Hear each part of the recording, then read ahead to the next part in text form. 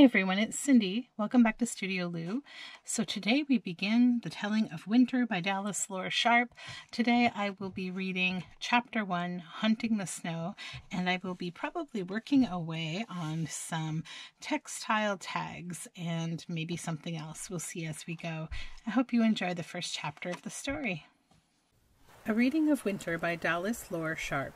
Chapter 1, Hunting the Snow. You want no gun, no club, no game bag, no steel trap, no snare when you go hunting the snow.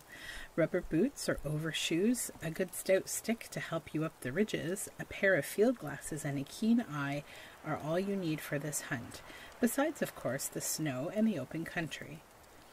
You have shoveled the first snow of the winter, you have been snowballing in it, you have coasted on it, and gone sleigh riding over it, but unless you have gone hunting over it, you have missed the rarest, best sport that the first snowfall can bring you.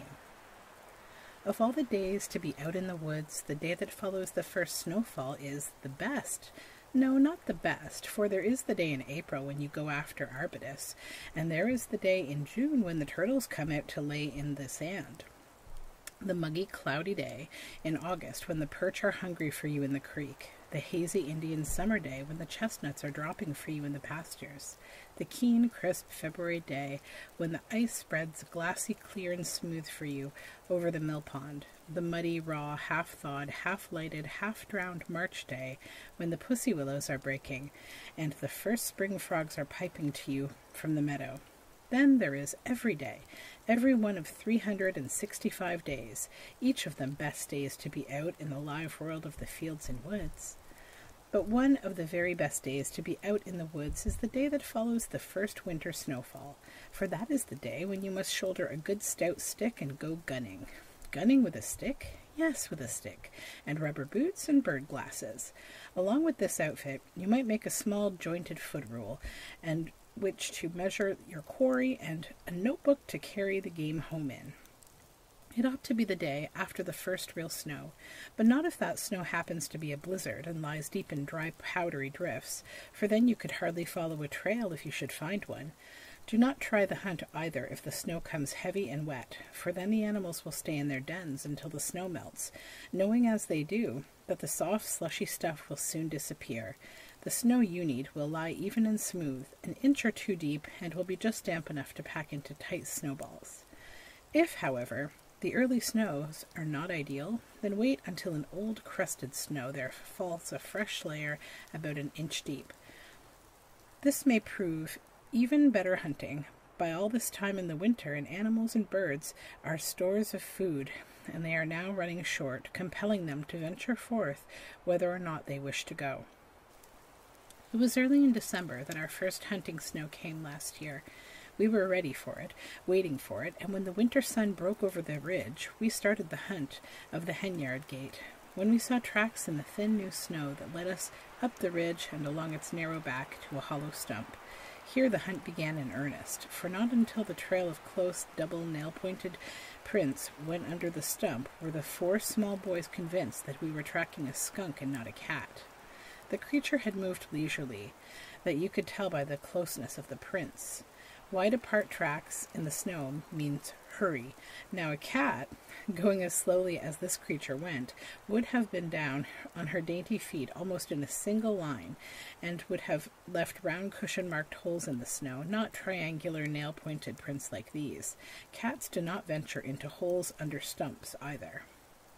We had bagged our first quarry. No, we had not pulled that wood pussy out of his hole and put him into our game bag. We did not want to do that. We really carried no bag, and if we had, we should not have put the wood pussy into it, for we were hunting tracks, not animals, and bagging our quarry meant trailing a creature to its den, or following its track till we had discovered something it had done, or what its business was, and why it was out.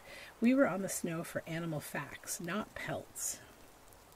We were elated with our luck, for this stump was not 5 minutes by the ridge path from the henyard, and here, standing on the stump, we were only 60 minutes away from Boston Common by the automobile, driving no faster than the law allows. So we were hunting, not in a wilderness, but just outside our dooryard, and almost within the borders of a great city.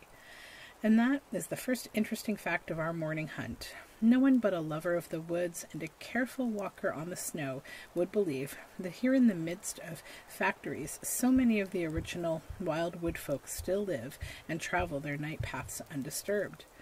Still, this is a rather tough bit of country, broken, ledgy, boulder-strewn, with swamps and woody hills, and alternate with small towns and cultivated fields for many miles around. Here the animals are still at home, as this hole of the skunks under the stump proved, but there was more proof. As we topped the ridge on the trail of the skunk, we crossed another trail, made up of bunches of 4 prints, 2 long and broad, 2 small and roundish, spaced about a yard apart. 100 times the winter before, we had tried that trail in the hope of finding the form or the burrow of its maker, but it crossed and turned and doubled, and always led us into a tangle, out of which we never got a clue.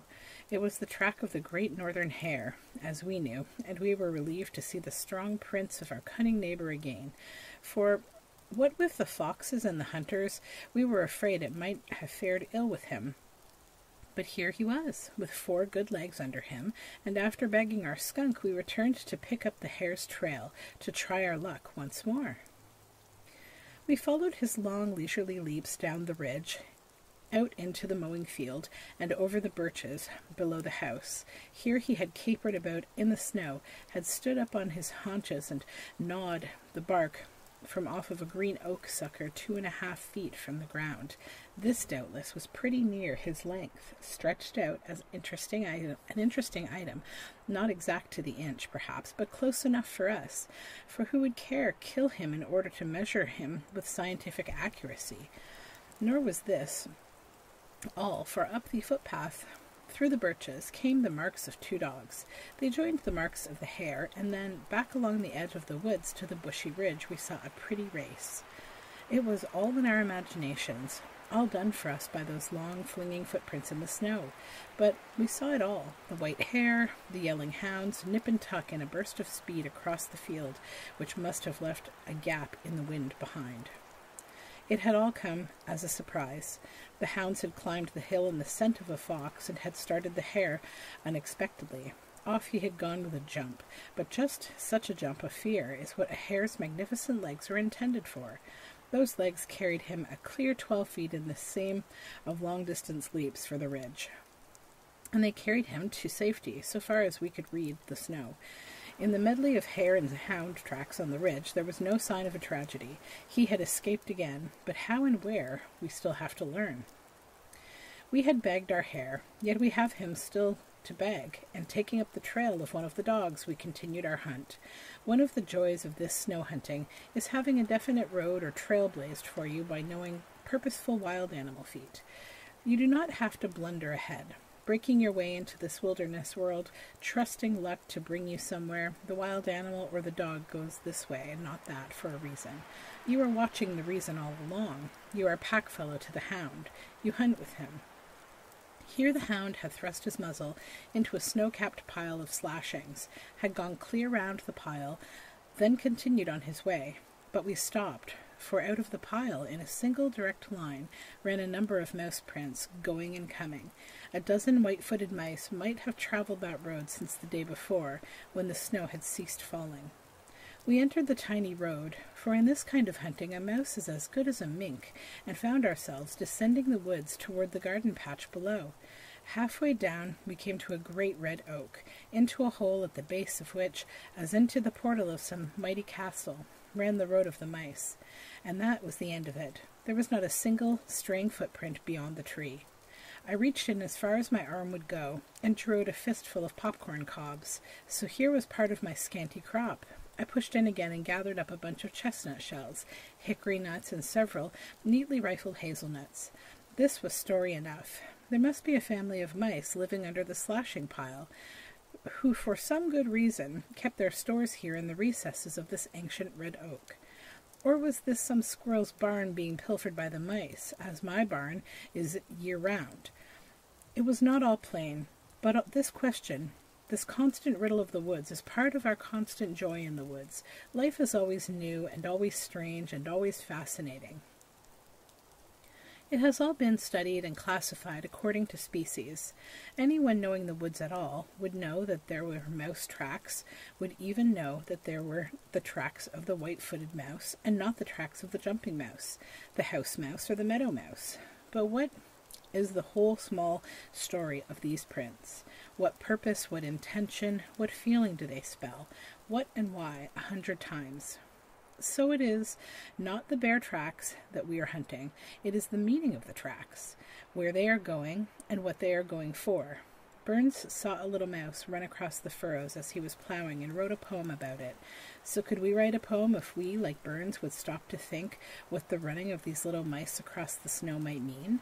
The woods and fields, summer and winter, are full of poems and that might be written if we only knew just all the tiny snow prints of a wood mouse mean, or understood just what root and all in all, the humblest flower is. The popcorn cobs, however, we did understand. They told a plain story, and falling in with a gray squirrel's track not far from the red oak, we went on, our burdenless game bag heavier, our hearts lighter, that we by the sweat of our brows had contributed a few ears of corn to the comfort of this snowy winter world. The squirrel's track wound up and down the hillside, wove in and out and round, hitting every possible tree, as if the only road for a squirrel was one that looped and doubled, and tied up every stump and zigzagged into every tree trunk in the woods. But all this maze was no ordinary journey. He had not run the coil of a road for breakfast, because a squirrel, when he travels, say for distant nuts, goes as directly as you go to your school or office, only he goes not by streets, but by trees, never crossing more of the open in a single rush than the space between him and the nearest tree that will take him on his way. What interested us here, in the woods, was the fact that a second series of tracks, just like the first, except that they were only about a half as large, dogged with larger tracks persistently leaping tree for tree and landing track for track with astonishing accuracy. Tracks which, had they not been evidently those of a smaller squirrel, would have read to us most menacingly. As this was the mating season for squirrels, I suggested that it might have been a kind of Atalanta's race here in the woods. But why did so little a squirrel want to mate with one so large? They would not look well together, was the answer of most small boys. They thought it much more likely that Father Squirrel had been playing wood tag with one of his children. Then, suddenly, as sometimes happens in the woods, the true meaning of the signs was fairly hurled at us, for down the hill, squealing and panting, rushed a full-size gray squirrel, with a red squirrel like a shadow, like a weasel at his heels. For just an instant I thought it was a weasel, so swift and silent and gliding were its movements, so set and cruel seemed its expression, so sure, so inevitable its victory. Whether it ever caught the gray squirrel or not, and what it would have done had it caught the big fellow, I do not know. But I have seen the chase often, the gray squirrel nearly exhausted with fright and fatigue, the red squirrel hard after him. They tore round and round us, then up over the hill and disappeared. One of the rarest prints for most snow hunters nowadays, but one of the commonest hereabouts, is the quick, sharp track of the fox. In the spring particularly, when my fancy young chickens are turned out to pasture, I have spells of fearing that the fox will never be exterminated here in this untillable but beautiful chicken country. In the winter, however, when I see Reynard's trail across my lawn, when I hear the music of the baying hounds and catch a glimpse of the white-tipped brush swinging serenely in advance of the coming pack, I cannot but admire the capable, cunning rascal, cannot but be glad for him and marvel at him, so resourceful, so superior in his almost impossible conditions, his almost numberless foes. We started across the meadow on this trail, but found it leading so straight away for the ledges, and so continuously blotted out by the passing of the pack, that striking the wallowy path of a muskrat in the middle of the meadow, we took up the new scent to see what the shuffling, cowering water-rat wanted from across the snow.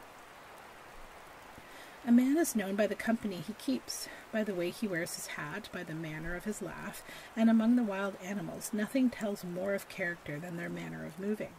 You can read animal character as easily in the snow as you can read act and direction. The timidity, the indecision, the lack of purpose, the restless, meaningless curiosity of this muskrat were evident from the first in the starting, stopping, returning, going on track that he had plowed out in the thin snow. He did not know where he was going, or what he was going for.